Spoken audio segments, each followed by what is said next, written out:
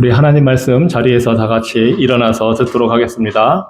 마가복음 4장 3절로 20절 말씀입니다.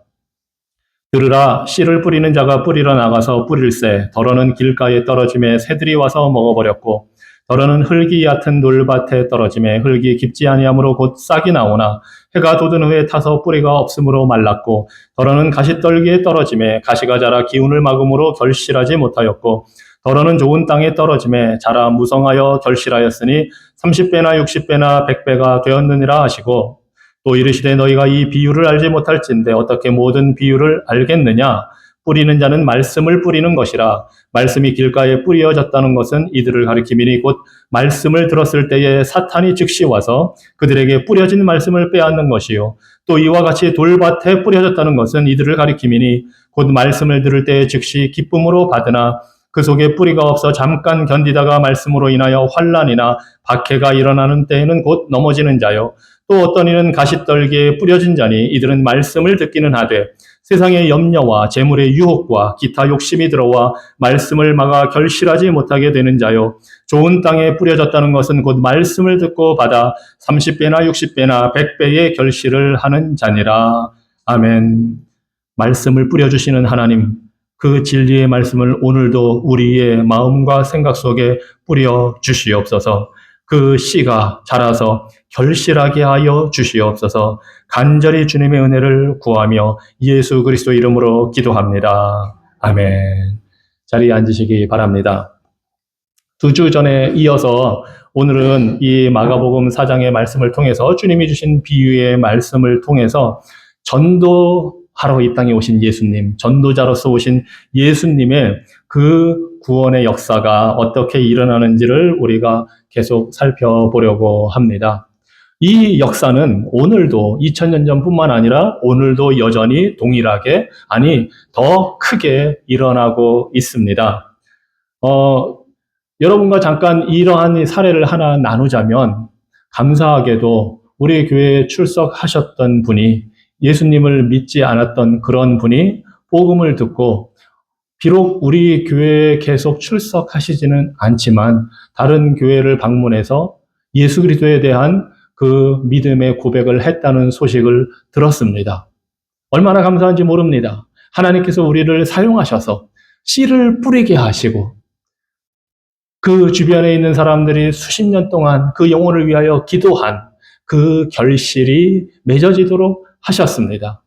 뿌리고 물 주고 다 우리가 그 역할을 하게 하셨을 때에 하나님께서 그 영혼의 마음을 만지셨고 입으로 구주라고 예수 그리스도를 시인하여 고백하는, 마음으로 믿어 고백하는 그러한 역사를 하나님께서 이루셨습니다.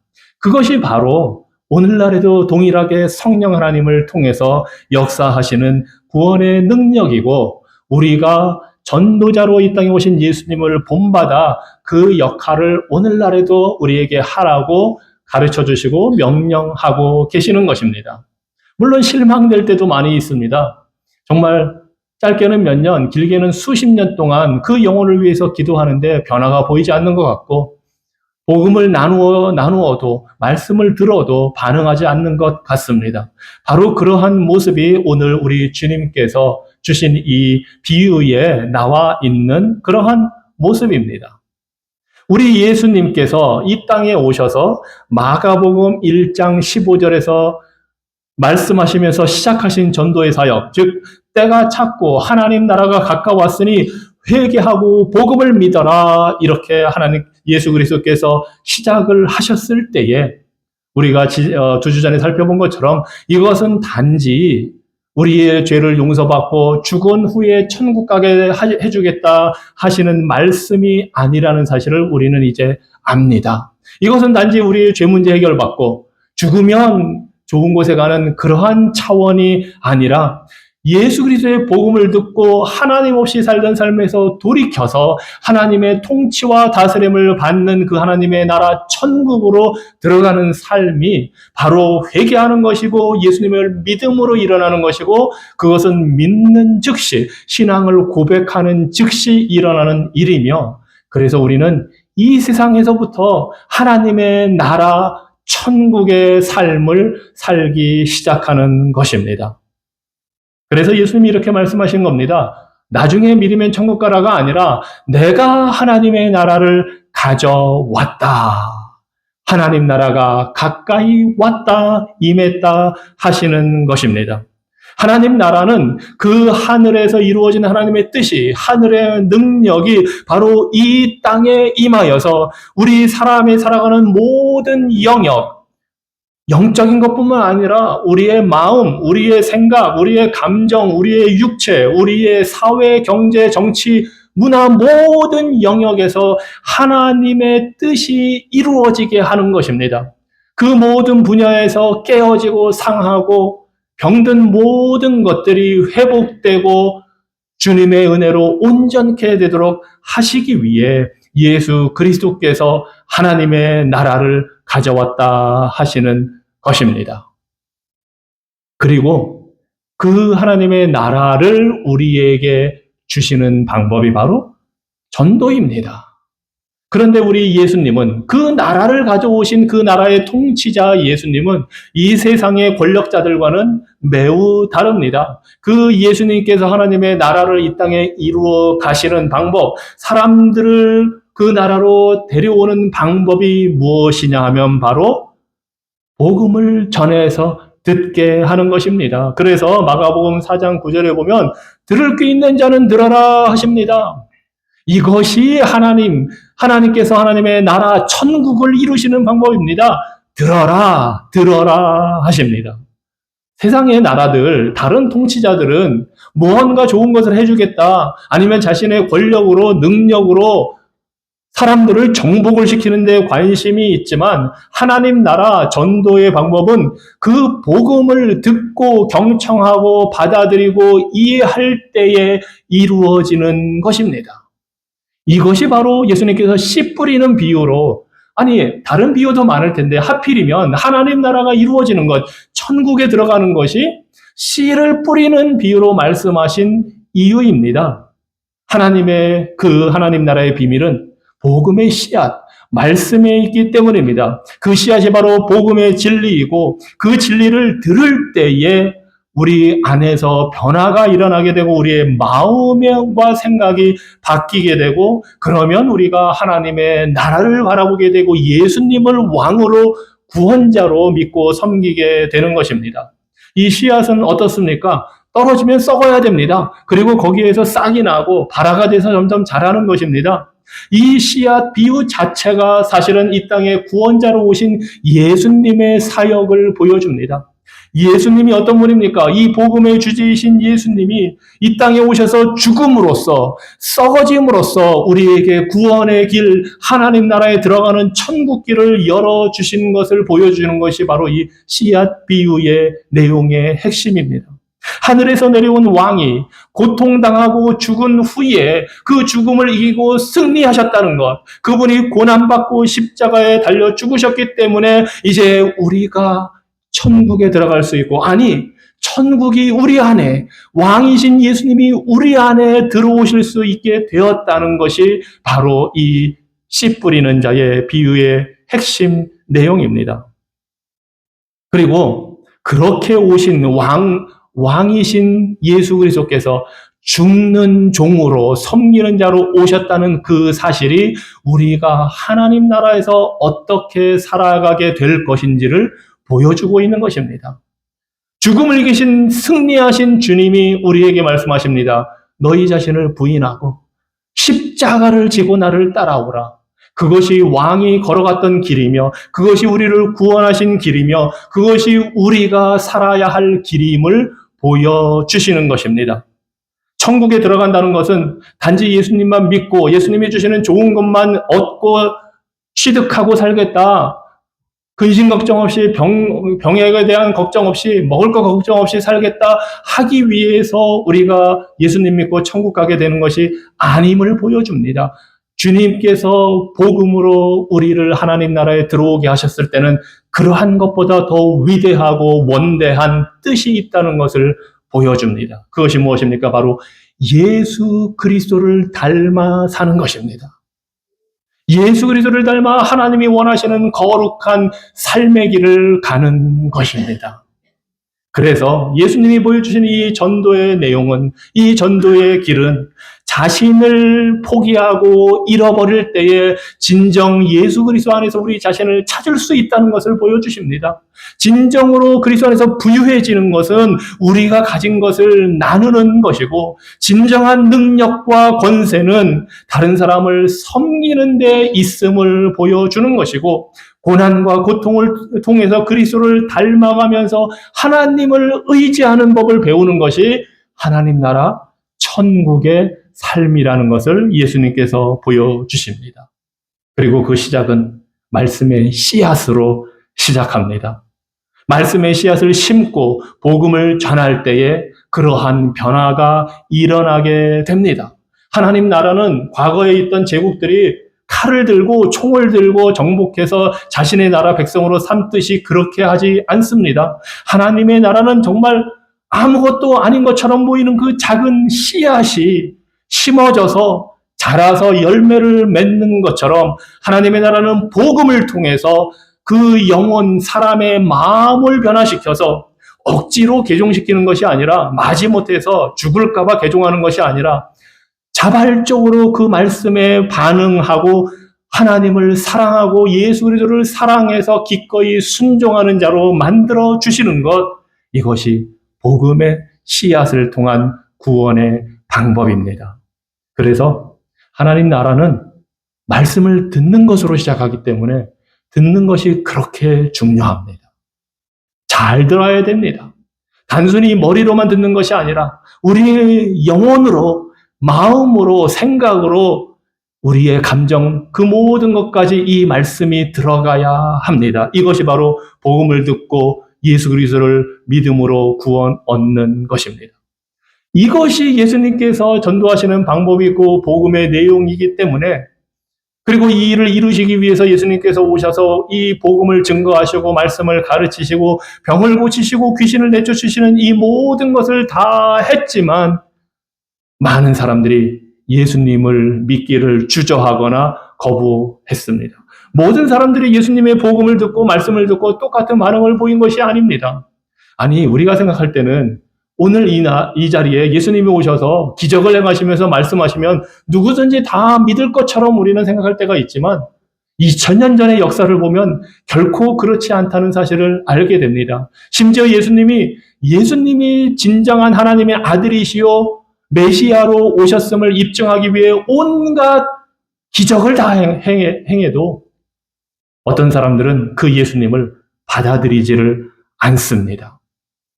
왜냐하면 사람들이 원하는 천국, 사람들이 원하는 나라는 자신의 뜻과 목적을 이루는 나라이었기 때문입니다. 그들은 예수님을 믿고 왕으로 섬기기보다는 그 예수님을 이용해서 내가 원하는 것을 얻으려고 했기 때문입니다. 즉, 내가 생각하는, 내가 만들고 싶어하는 나라, 그 나라에 예수님 힘을 좀 써주십시오. 그래서 나로 하여금 내가 원하는 왕국을 만들게 해주십시오 하는 마음이 있었기 때문에 예수님을 거부합니다. 하지만 복음의 씨앗으로 전도하시는 예수님은 그러한 것을 깨뜨리라 하십니다. 그래서 그러한 예수님의 전도에 대한 반응이 오늘 본문의 4가지의 밭의 모습으로 나오는 것을 봅니다. 첫째 밭, 이것은 밭도 아닙니다. 길가에 떨어졌다고 합니다. 말씀이 길가에 뿌려졌는데 말씀을 들었을 때 사탄이 와서 다 뺏어가니까 그 씨앗 자체가 없어지는 겁니다. 이러한 사람들이 2000년 전에도 많았습니다. 특별히 유대 종교 지도자들이 그랬습니다. 바리새인, 사두개인들, 이 사람들은 자신들이 생각하고 꿈꾸는 하나님 나라가 있었습니다. 구약을 그렇게 잘 아는 사람인데도, 성경 말씀을 가지고 있는 사람들인데도 불구하고 하나님의 나라를 하나님의 뜻대로 받기보다는 자신들이 만들고 싶은 나라를 하나님이 세워주기를 바랬습니다. 그래서 예수님이 오셔서 십자가 희생과 고난으로 하나님의 나라가 이루어진다고 했을 때 도저히 받아들일 수가 없었던 것입니다. 그래서 그들은 예수님의 방법, 하나님의 아들의 방법이 아니라 자신들이 원하는 대로 로마 군대를 쫓아내고 헤롯과 같은 이방 그런 사람들을 다 몰아내고 다윗과 같은 그러한 왕을 세워주기를 원했습니다. 하나님의 방법이 아니라 자신들의 방법대로 되기를 원했습니다. 이것이 바로 인류의 뿌리 깊은 반역의 죄입니다. 유대 종교 지도자들은 그 반역적인 마음을 갖고 있었기 때문에 예수님을 만나서 예수님의 기적도 봤지만 오히려 그런 사실을 부정합니다. 예수님의 사역을 왜곡합니다. 심지어 예수님이 병자들을 고치고 귀신을 내쫓을 때 이것이 귀신 들려서 그렇게 하는 일이라고 예수님을 모함을 합니다. 그들의 마음에 예수님의 말씀이 들어갈 기회조차 없는 것입니다. 그런 사람들이 2000년 전에만 있었겠습니까? 오늘날에도 마음이 교만하고 완악해서 복음을 거부하는 자들은 다 이같이 말씀을 잃어버리게 되는 자들입니다. 그들은 머리로는 아는데 마음으로 받아들이지를 못합니다. 아예 말씀이 자리 잡을 기회를 놓치게 되는 것입니다. 그래서 우리 예수님은 들어라, 받아들여라 말씀을 하십니다. 자, 두 번째 이제 밭의 마음의 특징을 돌밭이라고 표현을 합니다. 마가복음 4장 16절 17절에서 그 돌밭의 상황이 어떤지 예수님께서 설명을 잘 해주십니다. 이 사람들은 기쁨으로 말씀을 받았는데 말씀 때문에 어려움이 닥치고 힘든 일이 생기면 곧 넘어진다 합니다. 뿌리를 내리지를 못하는 것입니다. 당시 이스라엘 백성 중에도 그러한 사람들이 많이 있었습니다. 수많은 사람들이 예수님의 기적을 보고 따라다녔습니다. 예수님께서 오병이어의 기적을 행하실 때에 남자만 5,000명이 먹었고, 그러니 수많은 사람들이 먹었고, 그 예수님을 보고 떡을 먹고자 따라다녔습니다. 그런데 예수님이 그들을 향해 이 말씀을 하십니다. 요한복음 6장 26절에서 너희가 나를 찾는 것은 표적을 본 까닭이 아니요 떡을 먹고 배부른 까닭이로다.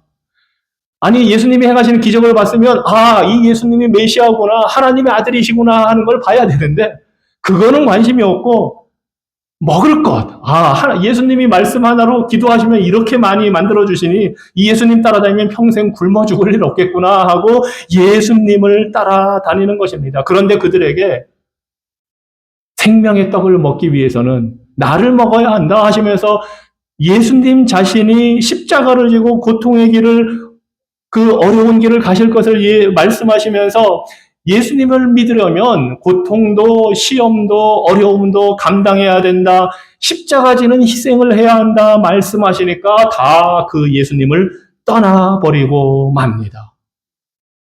예수님 따라다니던 진지한 사람들 중에 많은 심지어 제자들도 떠났다고 예수님은 말씀하십니다. 그래서 예수님은 이 비유를 말씀하시면서 단순히 얕은 마음으로 감정적으로만 말씀을 받아들이지 말라 하십니다. 왜냐하면 들을 때는 좋은데 그 말씀 그 하나만 들을 때는 좋은데 희생과 고난이 따른다는 말씀, 십자가의 말씀을 들을 때는 걸려 넘어지고 말씀의 깊이에 뿌리를 내리지 못하고 곧 신앙을 떠나는 사람들이 되기 때문입니다. 이것이 하나님의 말씀을 제대로 듣지 않았기 때문입니다. 이러한 사람들은 예수님을 자기 자신을 위해서 이용하기를 원하는 겁니다. 예수님이 주는 축복은 받기를 원하지만 그분의 다스림을 받기는 원하지를 않습니다. 예수님이 주시는 위로와 도움은 받기는 원하지만 죄의 문제를 가지고 싸우고 회개하는 그러한 문제에 대해서는 신경을 쓰지를 않습니다. 마치 예수님이 자신을 위해서 서비스를 제공해 줘야 되는 그러한 존재인 것처럼 가서 열심히 섬기는 것처럼 보이지만 정말 그들은 예수님을 예배하고 섬긴 것이 아니라 자신들이 원하는 것, 편안한 삶을 얻기를 원했습니다. 인생은 고난이 많고 고통이 많으니 그것을 벗어나고자 하는 것은 당연합니다. 그러다 보니 그 해결책으로 예수님을 찾지만 정말로 자신의 죄의 문제 때문에 구주가 필요하다는 사실을 깨닫지를 못합니다. 이것이 이 돌밭과 같은 사람들의 뿌리 내리지 못한 얇은 이해, 감정적으로 치우친 이해를 가진 사람들의 특징입니다. 이런 사람들이 사실 많이 있습니다. 이런 사람들은 예수님을 믿었다고 그 순간에는 말하지만 정말 믿는 자가 아닙니다. 열매가 없기 때문입니다. 자, 세 번째 밭이 또 나옵니다. 이것은 가시덤불 밭입니다.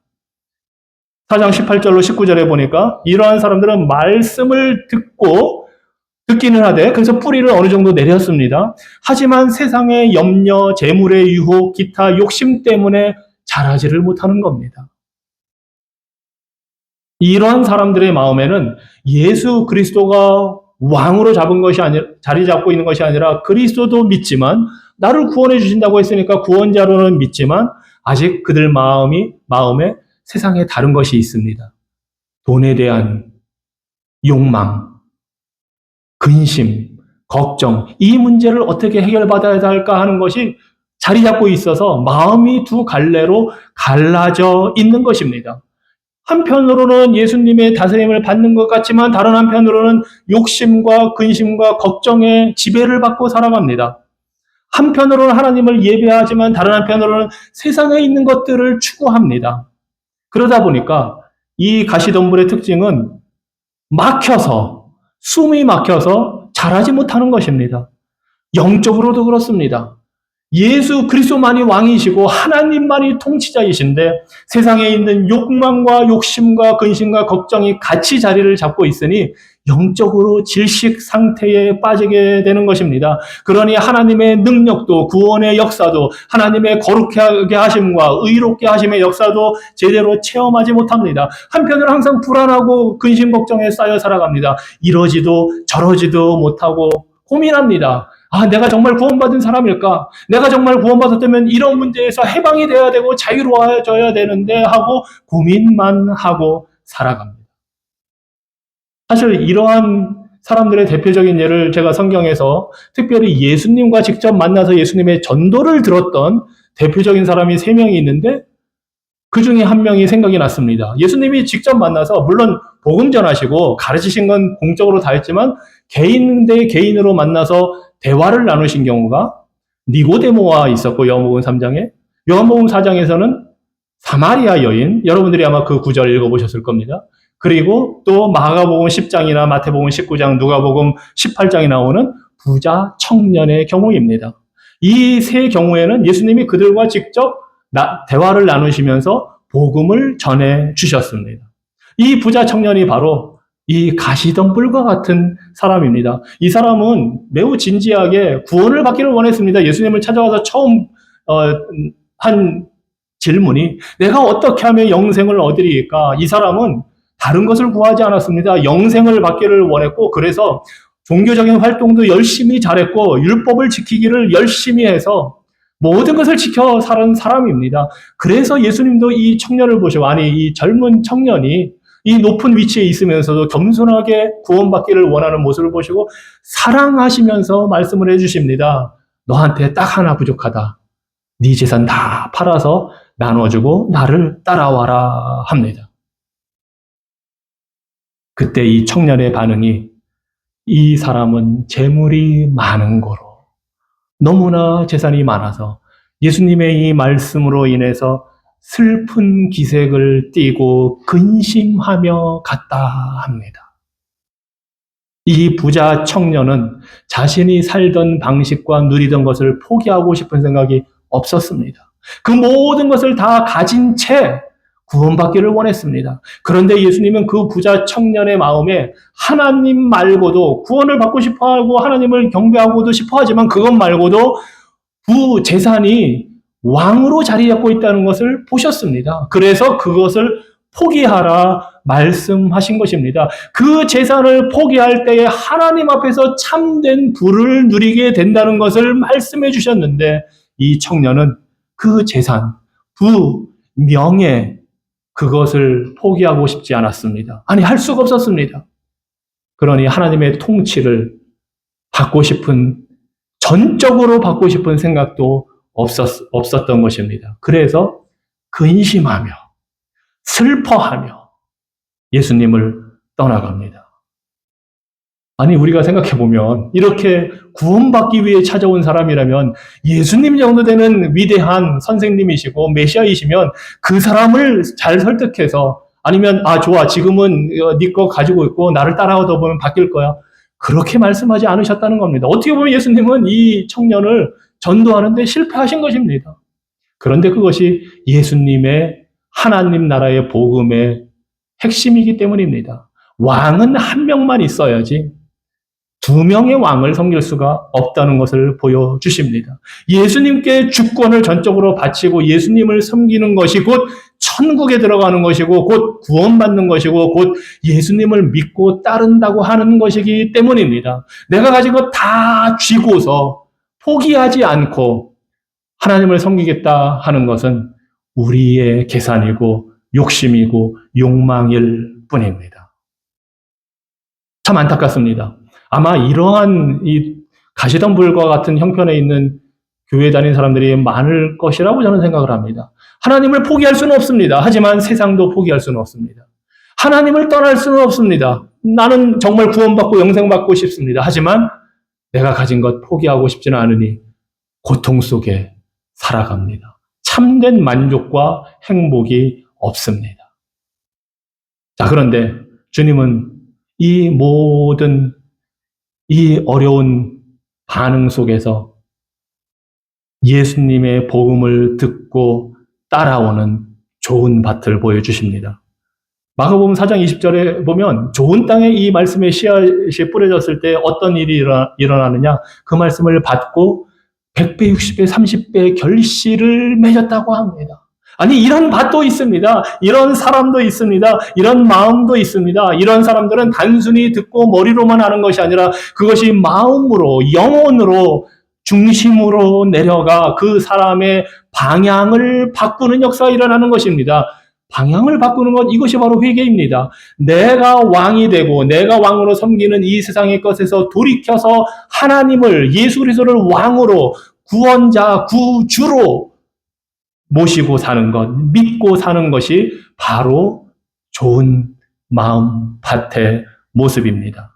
그래서 이러한 사람들은 머리로만 하는 것을 넘어서고 얇게 감정적으로만 반응하는 것을 넘어서고 두 사이에서 세상 것을 포기하지 못하고 억지로 하나님을 따라가려고 하는 그러한 모습을 벗어나서 그 말씀의 영향력에 사로잡혀서 기꺼이 전심으로 하나님을 사랑하고 따라가는 그러한 순종의 삶을 사는 사람들입니다.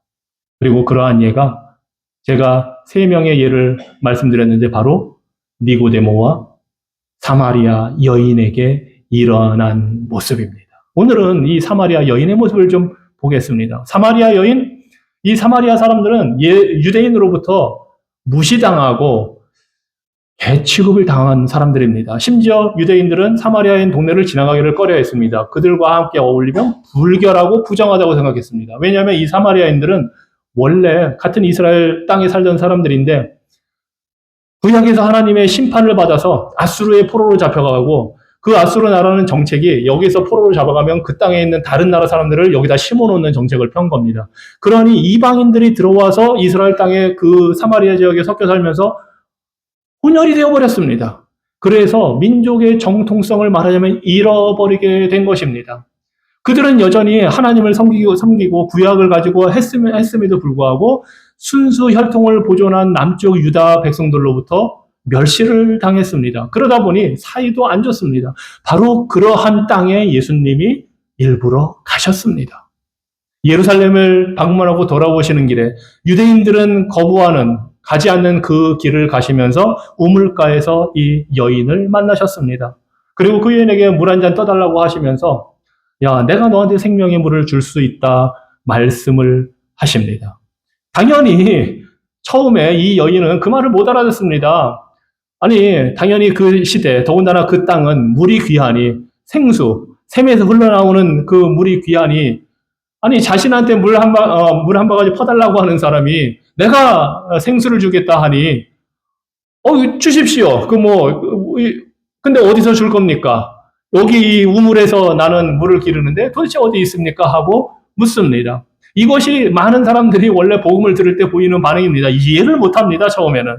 그리고 자신들이 가지고 있는 생각으로 그 복음을 받아들이고 이해를 하려고 노력을 합니다. 영적인 의미를 알지 못한 채 그냥 흔히 예수님 믿으면 복 받습니다 하면 그 복을 자신이 생각하는 복으로 이해하는 경우가 너무나 많이 있습니다. 이 성경에서 말하는 복은 하늘의 신령한 복이고 구원의 복이고 하나님의 은혜의 복인데, 흔히 믿지 않는 사람들을 만나서 예수님 믿으면 복 받습니다 할 때 그 사람들이 생각하는 복은 무병장수, 출세, 자녀들이 잘 되는 것, 이런 것이 아니겠습니까? 바로 이 여인도, 사마리아 여인도 처음에는 그렇게 반응을 한 겁니다. 예수님의 통치를 받고 하나님 나라에 들어간다는 그 의미보다는 자신이 알고 있는 대로, 그래서 예수님의 말씀을 제일 이해하지 못하고 그냥 그럼 물 뭐 주실 수 있으면 주십시오 합니다. 그래서 예수님이 이 여인을 깨우치기 위해서 남편을 데려오라 하십니다. 너무나 뜬금없는 예수님의 대화 방법입니다. 하지만 우리 예수님은 하나님의 아들이시고 하나님으로서 이 여인의 영적인 상태를 알고 지금 질문을 던지시는 겁니다. 그러자 이 여인이 대답을 합니다. 과거에 5명의 남편이 있었는데 지금 제가 남편이 없습니다 합니다. 예수님이 그것을 아시고 말씀하십니다. 네가 과거에 남편 5이 있었는데 심지어 지금 사는 그 사람은 너의 남편이 아니다 하고 그 여인의 그 영적인 상태를 짚으십니다. 예수님은 이 여인이 가지고 있는 죄의 문제, 영적인 수치의 문제를 드러내신 것입니다. 죄와 수치를 드러내시면서 예수님이 주시겠다고 한 그 물이 마시는 물이 아니라 영적인 생수라는 사실을 보여주기 시작하는 겁니다. 자신의 과거가 낯선 남자 앞에서 다 밝혀지니까 이 여인이 놀랍니다. 그리고 예수님에 대해서 당신은 선지자임에 틀림없습니다 얘기합니다. 당시 유대인들은 선지자는 보는 눈이 있다고 생각을 했기 때문에 당연히 이 여인이 볼 때는 예수님이 선지자가 아니라면 자신의 그 수치스러운 과거, 죄의 문제를 알 수가 없다고 생각해서 예수님을 선지자로 인정을 하십니다. 이것이 예수님의 전도 방법의 모습 중에 하나입니다. 예수님은 영적인 문제를 드러내십니다. 그래서 이 여인을 대하여서는 남편을 데려오라고 했고, 아까 부자 청년의 경우에는 재산, 부의 문제를 예수님께서 말씀하셨고, 우리가 잘 아는 대로 니고데모의 경우에는 아무리 많이 아는 종교 지도자라 해도 얼마나 구원받는 길을 모르는지 영적인 무지를 드러내는 질문들을 예수님이 던지시는 것입니다. 이 사마리아 여인은 자신의 수치스러운 과거가 밝혀지고 그제서야 비로소 영적인 문제를 해결받아야 한다는 사실을 보게 됩니다. 그래서 예수님께 이야기를 합니다. 나는 우리 그리심산에서 사마리아 성전에서 예배 잘 합니다. 거기서도 우리의 조상 야곱을 따라서 아브라함과 야곱이 만든 그 신전에서 내가 예배하니까 이 정도면 괜찮은 거 아닙니까? 하고 말합니다. 그러자 예수님이 하나님은 영과 진리로 예배하는 자를 찾으시지 여기 이 산에서도 예루살렘 성전에서도 그것이 아니다. 종교적인 행위로 구원받는 것이 아니다 하고 짚어주십니다.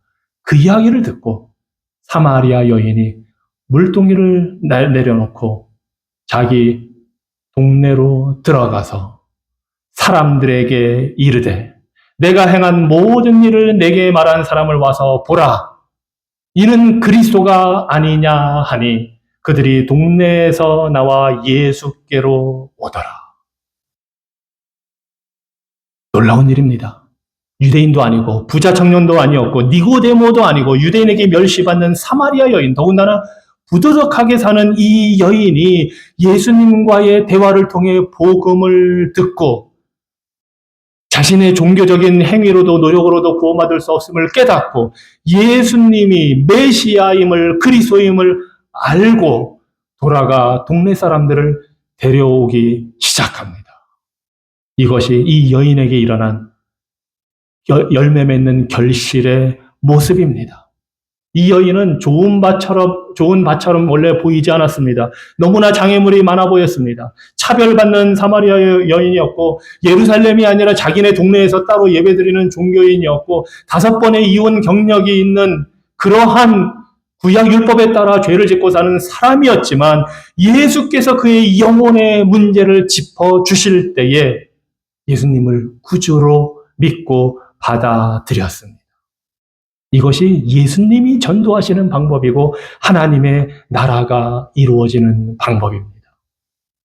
어떻게 이렇게 이 여인에게 변화가 일어났을까요? 그것은 니고데모에게 하신 말씀대로 성령이 아니면 성령께서 오셔서 거듭나게 하셔야만 천국에 들어갈 수 있다 하신 그 역사가 이 여인에게 일어났기 때문입니다.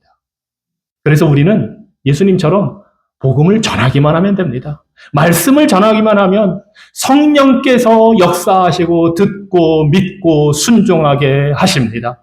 그러면 길가와 같은 밭도 돌밭 같은 마음도 가시덤불 같은 마음도 변화가 되게 됩니다. 아니 흙과 같은 밭의 존재인 우리가 어떻게 우리 스스로 우리 마음을 갈아엎습니까? 그건 못합니다. 그거는 성령께서 하시는 일이고 우리 위에 죽으시고 우리에게 구원의 길을 열어주신 예수 그리스도께서 말씀을 통해 역사하실 때 일어나는 일입니다. 그래서 우리가 할 일은 돌을 골라내고 가시를 뽑아내고 하는 것이 아니라 그렇게 하실 수 있는 예수 그리스도께 나아가 그분의 말씀을 듣는 것입니다. 말씀을 듣고 예수님께 나아가 제 마음을 갈아엎어 주시옵소서 기도할 때에 하나님께서 그 일을 이루십니다. 우리 예수님의 전도 방법은 가리지 않고 씨를 뿌리는 겁니다. 구원받지 못할 사람이 없기 때문에 길이든 어디든 예수님은 씨를 뿌립니다. 그리고 사랑으로 진리를 말씀하십니다. 이 여인에게 남편 데려와라. 죄의 문제를 정확하게 짚으셨고 부자 청년에게 재산 다 팔아라. 예수님은 사탕발림으로 하지 않으십니다. 너 나를 믿고 따라오면 잘 될 거야. 부자 될 거야. 성공할 거야. 자녀들이 잘 될 거야. 건강할 거야. 하지 않으십니다. 진리를 있는 모습 그대로 보여주시고 우리에게 문제가 무엇인지를 정확히 드러내십니다.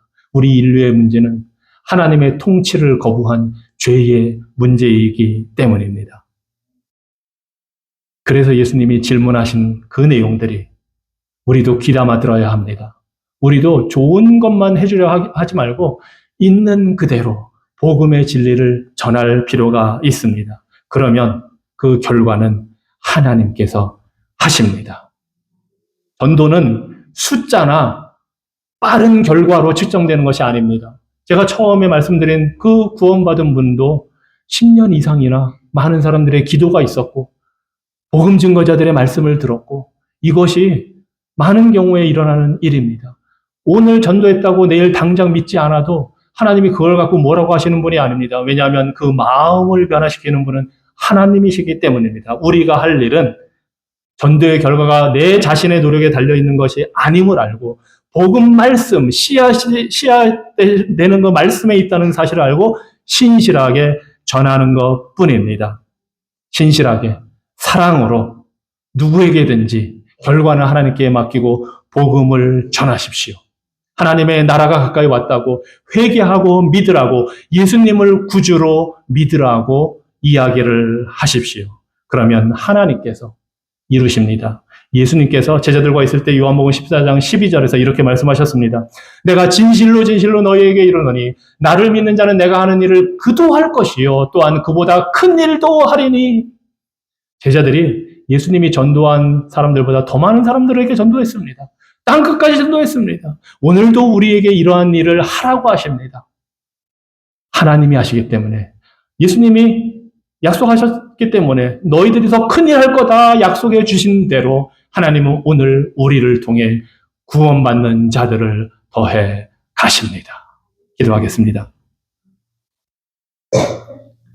복음의 말씀의 씨앗을 심기 위해 이 땅에 오신 전도자 예수 그리스도를 찬양합니다. 주님의 전도의 능력이 우리에게도 임하게 하여 주셔서 성령의 역사하심으로 우리가 말씀을 신실하게 전하라고 하셨사오니 우리가 그 말씀을 잘 듣고 증거하기 원합니다. 또한 아직 예수님을 구주로 믿고 섬기지 못하는 그러한 자들이 있다면 그 마음문을 열어주셔서 예수 그리스도의 복음을 듣고 구주로 믿고 왕으로 섬기고 그 통치에 순종하며 살아가는 구원받은 천국 백성 될 수 있도록 자비 베풀어 주시옵소서. 예수 그리스도 이름으로 기도합니다. 아멘. 찬송가 227장 4절과 5절을 찬양하며 성찬식에 참여합니다.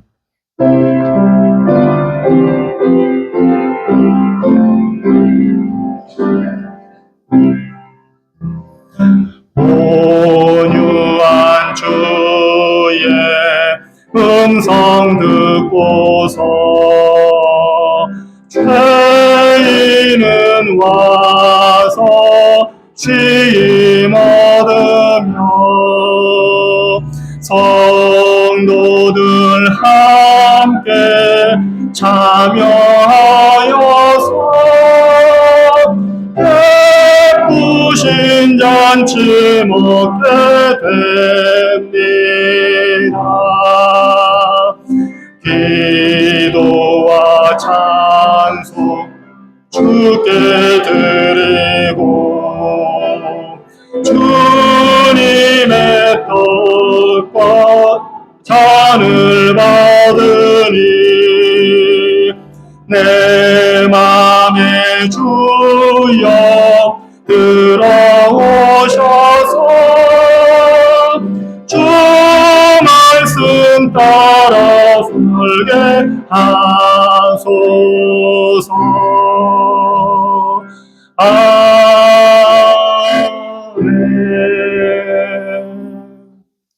주님께서 이 땅에 오셔서 우리를 천국으로 들어가게 하시는 방법이 바로 친히 십자가에서 몸을 쪼개어 희생과 고난의 길을 통하여 우리를 천국으로 이끌어 들이시는 길입니다. 오늘 우리가 참여하는 이 성찬은 바로 예수께서 십자가에서 쪼개신 몸, 그 희생, 그 흘리신 피가 우리에게 죄의 용서함을 받고 구원의 길을 열어주는 그 길임을 우리가 알고 고백하고 그 의미에 동참하는 것입니다. 우리가 하나님 나라의 백성으로 구원받았다는 것은 이 성찬에 참여함으로써 찢기시고 몸을 나누어 주시고 희생하신 예수님처럼 그 예수님을 믿는 믿음으로 그 죽음에 함께 죽고 부활을 통해 함께 부활한 자로서 그 섬김의 모습에 동참하겠다는 그 표시입니다. 하나님은 이 성찬식을 통해서 우리가 그렇게 할 수 있도록 은혜를 내려 주십니다. 그래서 이 성찬은 예수 그리스도를 구주로 고백하고 하나님 나라의 백성이 된 자라면, 세례를 받고 예수님을 믿고 따르는 자라면 누구든지 참여할 수 있습니다. 만약 그렇지 않다면 받지 마시고 이 구원의 의미, 하나님 나라의 백성 된다는 의미, 성찬의 의미를 들은 대로 생각해 보시면서 앞으로 이 성찬에 참여하기 위하여 신앙을 고백하고 믿고자 하는 마음을 갖고 저희에게 이야기를 해 주시기 바랍니다. 기도하겠습니다. 하나님 나라의 백성이 될 수 있도록 구원의 길을 열어주기 위해 이 땅에 오신 예수 그리스도께서 십자가에서 이루신 희생의 죽음과 그 죽음을 이기시고 부활하시고 하늘 보좌에 계셔 우리의 왕으로 통치하시고 우리의 구원자로 다스리시는 하나님의 그 무한한 은혜와 능력을 우리가 바라보고 성찬에 참여하기 원합니다. 이 시간 우리의 마음과 생각을 온전케 하셔서 주의 성찬을 받아 그 은혜에 동참하고 우리도 예수 그리스도께서 걸어가신 그 길을 따라 하나님 나라의 백성으로서 섬김의 모습으로 살아가는 자들 될 수 있도록 이 시간 우리에게 은혜 내려 주시옵소서. 예수 그리스도 이름으로 기도합니다. 아멘. 주님께서 잡히시기 전날 밤에 떡을 가지사 식사하시고 떼어 말씀하셨습니다. 이것은 너희를 위하는 내 몸이니 이것을 행하여 나를 기념하라 하셨습니다. 그리고 식후에 또한 잔을 가지시고 이를 말씀하셨습니다. 이 잔은 내 피로 든 새 언약이니 이것을 행하여서 마실 때마다 나를 기념하라 하셨습니다. 이 시간 주님의 살과 피를 이 빵과 떡과 잔을 마심으로써 우리가 함께 동참하겠습니다.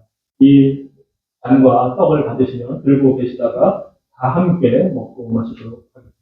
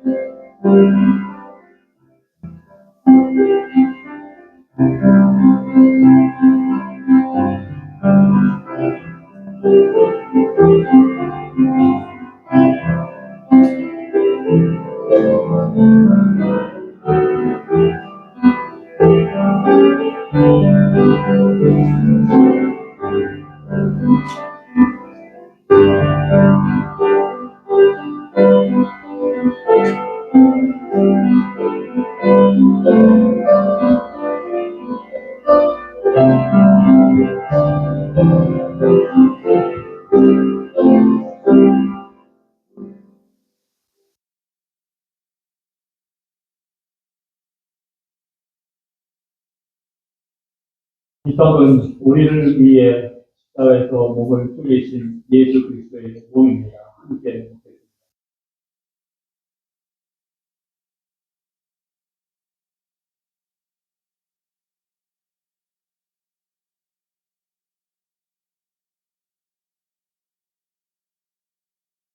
이 음료는 예수 그리스도께서 우리를 위해 십자가에서 흘리신 피입니다.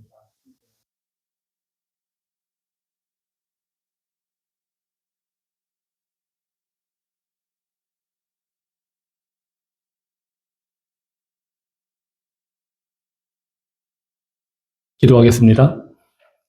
하나님, 예수 그리스도께서 제정하신 이 성찬식에 동참하여 그리스도의 몸과 피를 우리가 함께 먹고 마시게 하시니 감사합니다. 이 은혜를 우리에게 주셔서 감사합니다.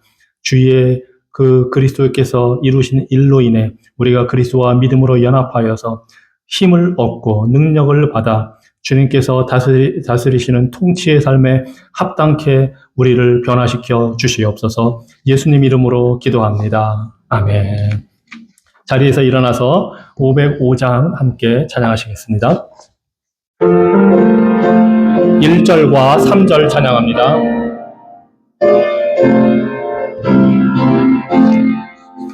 온 세상 위하여 나 복음 전하리 만 백성 모두 나와서 주 말씀 들으라.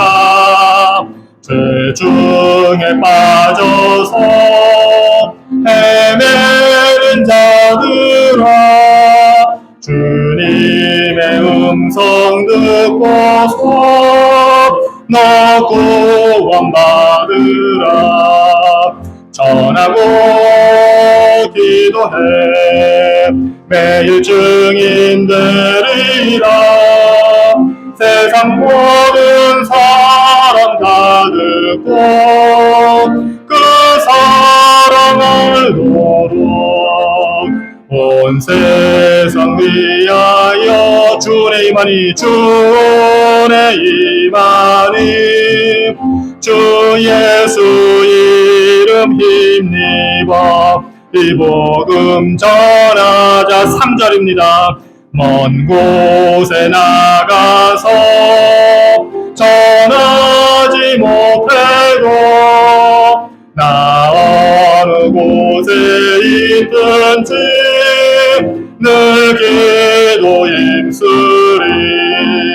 전하고 기도해 매일 증인 되리라. 세상 모든 사람 다 듣고 그 사랑을 보고 내가 확신하노니 사망이나 생명이나 천사들이나 권세자들이나 현재일이나 장래일이나 능력이나 높음이나 기쁨이나 다른 어떤 피조물이라도 우리를 우리 주 그리스도 예수 안에 있는 하나님의 사랑에서 끊을 수 없으리라. 이제는 우리 구주 예수 그리스도의 은혜와 하나님 아버지의 사랑과 성령의 교통하심이 오늘 함께 모여 예배드리며 하나님의 통치하심을 받아 복음을 담대하게 전하기를 소원하는 성도들 머리 위에 교회 위에 이제로부터 영원토록 함께 있을지어다. 아멘.